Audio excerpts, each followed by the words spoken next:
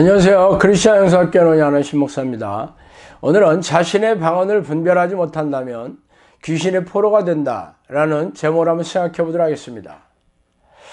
방언은 은사는 주님이 주시라고 주신 은사입니다. 주님께서 주신 은사를 의심하고 기도를 게을리 했지만 말씀을 주시고 마음 주셔서 방언 기도, 방언 찬송, 방언 성경 이렇게 회개하며 열심히 은사대로 기도하겠습니다.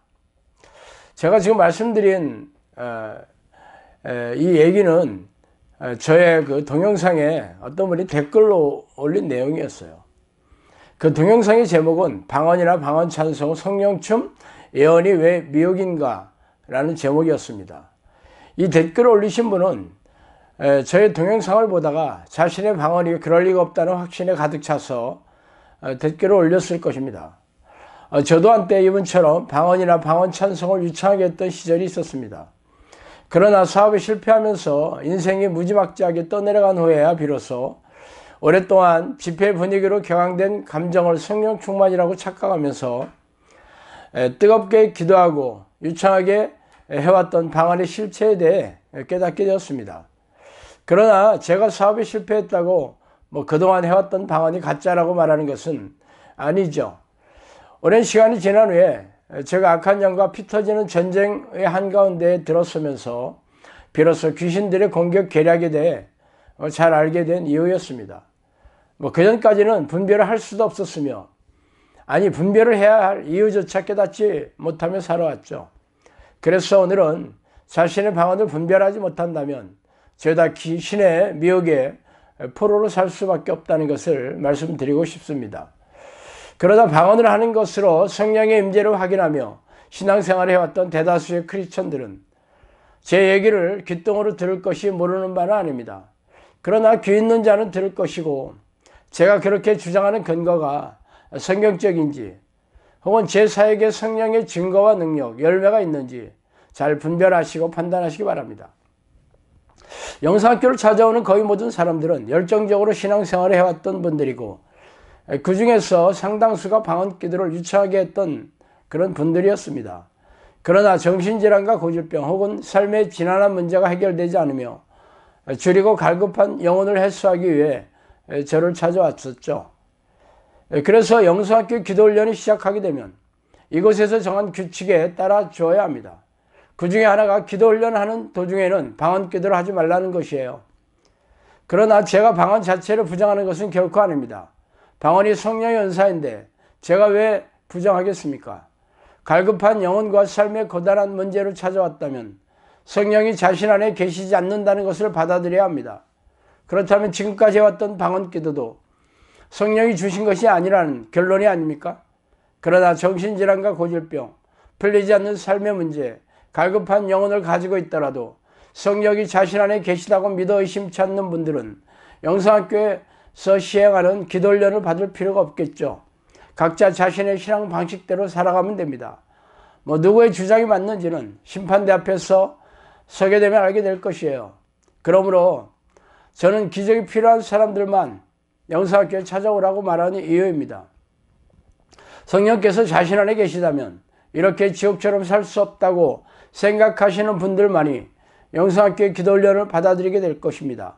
기도훈련이 끝나서 성령과 동행하게 되는 분들이 방언 기도를 하는 것에 제가 딴죽을 걸지 않는다는 것을 명확하게 밝혀두는 바입니다. 그렇다면 당신의 방언이 과연 성령이 주시는 은사인지 천천히 살펴보도록 하겠습니다. 첫 번째, 성령이 주시는 확실한 방언은 외국어입니다. 성령에서 말하는 방언은 외국어예요. 방언, 나라방자에다 말씀원자라는 이 한자어는 나라의 말이라는 뜻으로 외국어로 말하죠.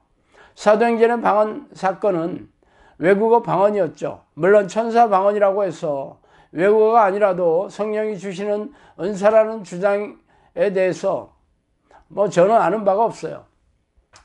제가 그동안 들어왔던 방언 중에 성령의 다른 은사가 있는 분의 방언은 외국어 방언이었으며 성령의 다른 은사로 증명되는 분이 천사 방언을 하신 분은 여태까지 보지 못했습니다. 두 번째, 새 방언으로 자주 바뀝니다. 새 방언은 방언이 자주 바뀌는 것을 말하죠. 성령이 주시는 방언은 자주 바뀌는 것이 특징입니다. 믿는 자의 표적으로 새 방언을 말한다는 마가복음 16장 17절의 말씀이 그 근거이죠.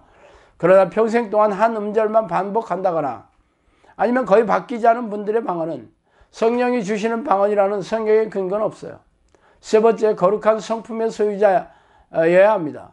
오직 성령의 열매는 사랑과 희락과 화평과 오래 참음과 자비와 양선과 충성과 온유와 절제니 이 같은 것을 금지할 법이 없느니라. 갈라디아서 5장 22절 23절 말씀이죠. 예수님은 거짓 선지자를 분별하는 기준으로 그 열매를 보고 판단하라고 말씀하셨습니다.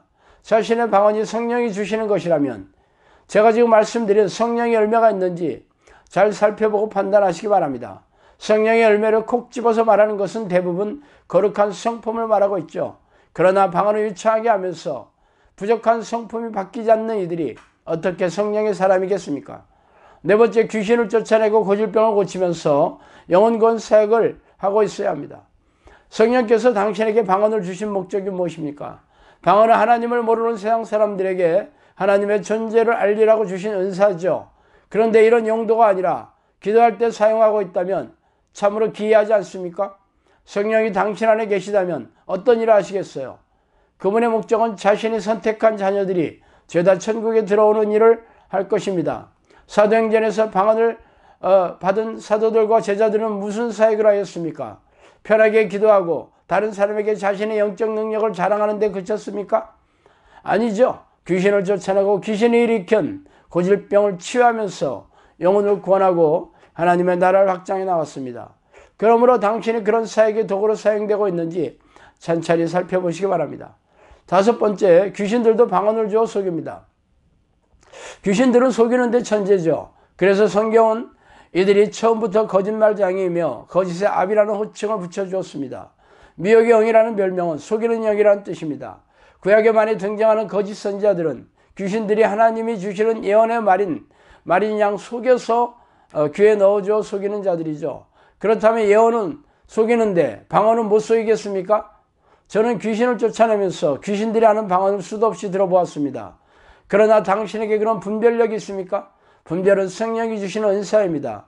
귀신의 정체도 모르고 귀신과 싸워 쫓아낸 적도 없으면서 자신의 은사는 성령이 주시는 은사인 걸 의심하지 않는다고요?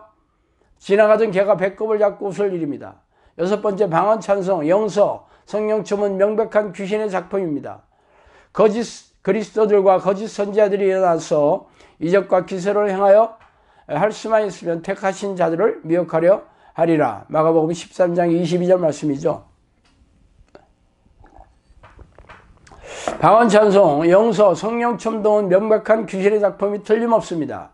이뿐 아니라 웃으면서 뒤로 자빠지는 것, 손바닥에 금가루가 떨어지는 것, 아말감이 금리빨로 변하는 것, 부들부들 떨며 전율하는 현상이 전이되는 것, 상대방이 아픈 부위가 자신이 아픈 것, 정신을 잃고 쓰러지는 것, 몸에 힘이 빠지고 무력해지는 것 등은 죄다 귀신이 주는 작품입니다. 이러한 현상들이 왜 귀신의 작품이냐면 성경이 없기 때문이에요. 그러나 성경이 없다고 죄다 귀신의 작품이냐고 비난하고 힐난하는 사람도 있겠지만, 그렇다면 예수님과 사도들처럼 귀신을 쫓아내고 정신병과 고질병을 고치면서 영혼을 구원하는 사역을 왜 하지 않습니까? 그것은 성경에 하라고 말씀하신 명령이 아닙니까? 성령께서는 자신들의 은사를 자랑하고 자기만족에 빠진 이들과 어떻게 함께 하겠습니까? 자, 오늘은 여기까지 하겠습니다. 감사합니다.